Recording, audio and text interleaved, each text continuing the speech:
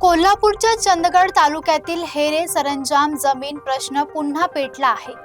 55 गावातील हजारो शेतकरी मालकी हक्कासाठी रस्त्यावर उतरले आहेत। न्याय मिळत नसल्याचा आरोप करत मुंबईच्या आझाद मैदानात आणि चंदगडमध्ये बेमुदत आंदोलन सुरू करण्यात आले आहे।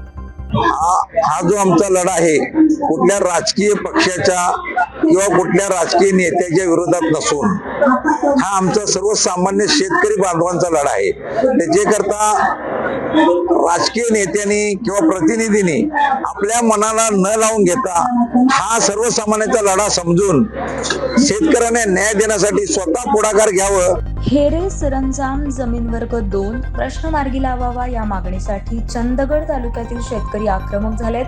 55 गावातील हजारो शेतकऱ्यांच्या मालकीशी संबंधित सुमारे 22,000 हेक्टर जमीन शासनाने शासकीय म्हणून घोषित केल्याचा आरोप आंदोलकांनी केलाय। गेल्या अनेक वर्षांपासून निवेदनं, पाठपुरावा आणि आंदोलन करूनही प्रशासनाने दखल घेतली नसल्याने आता मुंबईच्या आझाद मैदानात आणि चंदगड तहसील कार्यालयासमोर बेमुदत आंदोलन सुरू करण्यात आलंय।